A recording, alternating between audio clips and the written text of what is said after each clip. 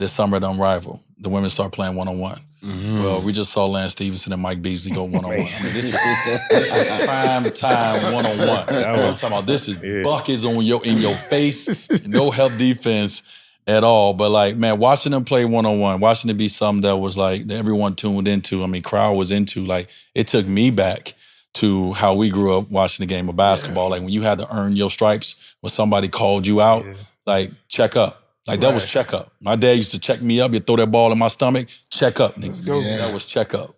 Tell me how y'all felt watching that. I'll go with you first as a fan, Bob. How you feel watching that one-on-one with Michael Beasley and Lance Stephenson? It was. I hope they bring it to the big leagues, because that to me was basketball. Like that was just pure. Like, let's go. And to me, I'm all about the competition. I'm all about like the mano a mano. I'm better than you, you better than me. Let's see who can stop who. And I've always been a big fan of Beasley. And so to see him be able to just get this moment for him, because since Miami, he's been a walking bucket. Since he came out the womb. But right, since he came out the womb. But the thing is, I remember he used to always say these things in the players' garage. Like he used to have these terms where like he just like bucketology, or like he's just for him to get his flowers. Like a lot of times you hear people say like who don't know the game, like all the players must give him his props and be like, man, I don't know what they're talking about. I don't know, for him to get them in to see it. Like, well, it was fun to watch. Yeah. I didn't know Lance was that nice either at first. I know he used to do, I remember him blowing in the New air. York, dog. New York, man. I didn't know. So it was good for me. It was entertaining. It was must-see TV. Yeah. I ain't gonna lie, that shit was amazing. It was, I literally I watched the whole thing, and it's so dope. Like, to your point, like, B's been, like, I was telling a couple of my young partners, like, I don't think y'all realize how dominant Beasley was in high school and college, and like he been that. Like, it's not nothing surprising to us. Like, you know what I mean? But to see it in that element, and obviously, the atmosphere, like it took you back to the culture of what the sport of basketball is.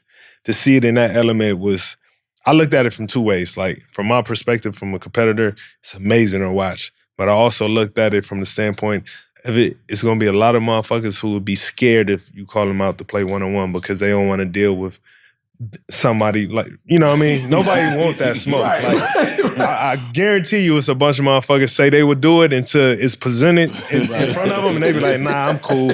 I'm cool. I guarantee you, because if you not built from that and come from that wholeheartedly, you're going to be terrified of that. You're going to be terrified of it because it's just a mano to mano. It's just you and him.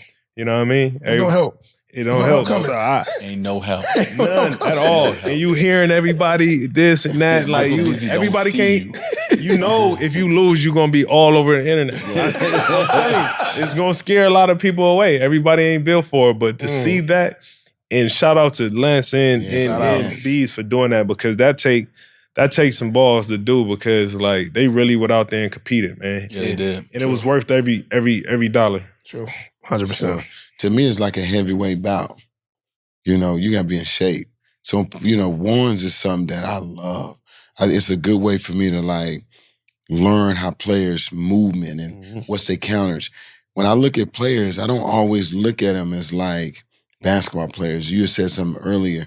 Some guys are Floyd Mayweather. They ta-ta-ta-ta. You watch guards like DG, just ta ta. Then you got guys that are like, Mike Tyson. So in that fight, that matchup was like a heavyweight bout. Yeah. And it was blow for blow, round for round, slugging it out. But if you even take it back to the hood, bro, that's how you got your stripes. Yeah. Exactly. Just like that. That's how he got it. So now we might have to go to the other hood and be like, we got one. Yeah. We got one over here. Yeah.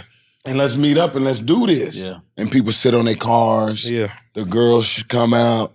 It would be a moment on Sunday before the sun go down where it's like, well, check up. All right, side bets. And you got the atmosphere. So I just thought it was a heavyweight battle with NBA veterans that are still in tip-top shape. Because if you're not in shape, you do not get in that arena. Not you go to 7.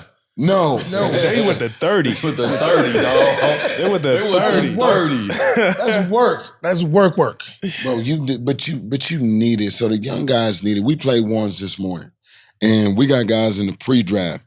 I'm like, let's get it. So right after ball handling and some other things, before we even get into shooting and whatever, let's get your legs taken from you. So let's create this atmosphere of what it feels like in the third and fourth to have no legs and play. Yep. And so that's how you work on your counters, and you need, you can adjust, but it's needed. And I think we should do it again. I like Kyrie, Going up. Oh, that was dope. Yeah. Even him to sit there and commentate, that was dope, man. That was incredible. That was like, come on, one of the greats in our league to sit there and appreciate the culture of one-on-one from one of the best one-on-one players ever.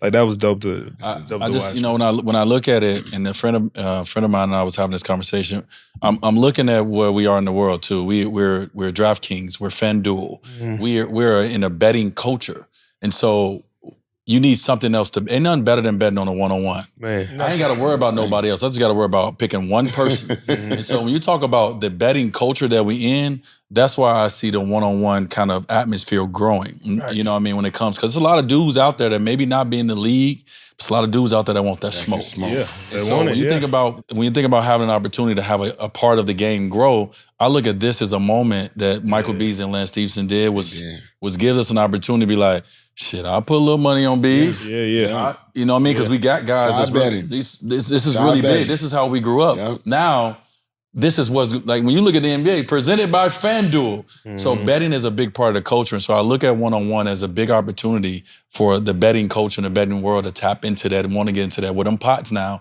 is bigger than $100,000. So now guys go out there and play one-on-one and it changes your life with the opportunity now for the bets that's going on. So when I looked at it, I was like, this is a bigger revenue opportunity 100%. For guys that maybe can't make it in the NBA because of whatever the reason is. It's a reason Michael Beasley ain't in the NBA, right? Whatever the reason is, whether it's right or it's wrong.